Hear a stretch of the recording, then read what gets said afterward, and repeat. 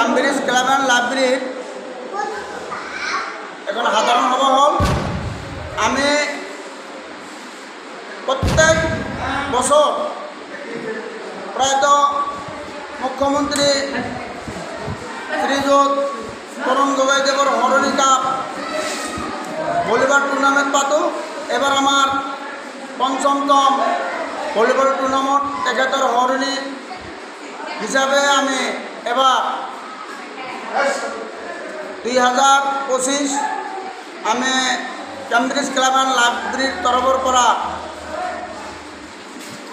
Tarun Gogoi হৰণী cup volleyball tournament পাতিবলৈ আমি আজি প্ৰস্তুতি সভা কৰিলোঁ। আমাৰ সকলো মুৰব্বী তথা ক্লাবৰ সতীৰ্থসকলে সৰ্বসন্মতিক্ৰমে আজি প্ৰস্তাৱ গ্ৰহণ কৰিলে যে অহা আগষ্ট ছেপ্টেম্বৰতে আমি এইখন ক্যামব্রিজ ক্লাব অ্যান্ড লাইব্রেরির আমার ভলিবল টুর্নামেন্ট আমি আয়োজন করিম।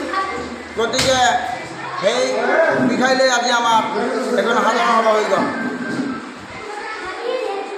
এইটো কিমান টকাৰ কাম হয়? হয়, কিমান টকাৰ কাম হয়? এটা বিল্ডিংটো কিমান টকাৰ হয়? কোনটো? এইটো বিল্ডিংটো না, এইটো বিল্ডিং আমাৰ ৰাজ্য সভাৰ পৰা দিছে। এইটোৰ লগত আৰু আমাৰ নাই। এইটো আমাৰ 25 লাখ টকাৰ আমি যেটো স্কিম আনিছোঁ। আজি আমাৰ ভাতনাবাইতি নিচিনা ঠাই ইমান দুৰ্গম এলেকাত আজি আমাৰ ৰঞ্জিতা ৰঞ্জন মেডামে ছত্তীশগড় এমপিয়ে আজি আমাক 25 লাখ টকা এখন আমাৰ ভৱন দিছে। গতিকে আমি সকলোৱে ৰাইজ আমাৰ সন্তুষ্ট।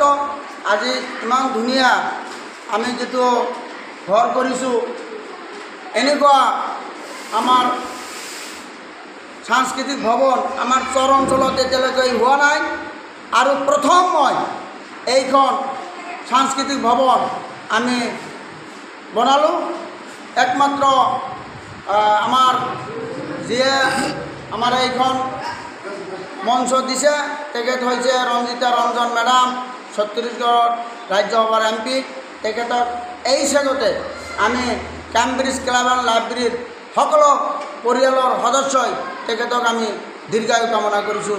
আৰু তেখেতে আৰু আগবাঢ়ি যাওয়াৰ কাৰণে আমি তেখেতক আল্লাহৰ ওচৰত নিশ্চয় তেখেত আগবাঢ়ি যাব তাৰ কাৰণে আমি দোয়া ৰাখিছোঁ।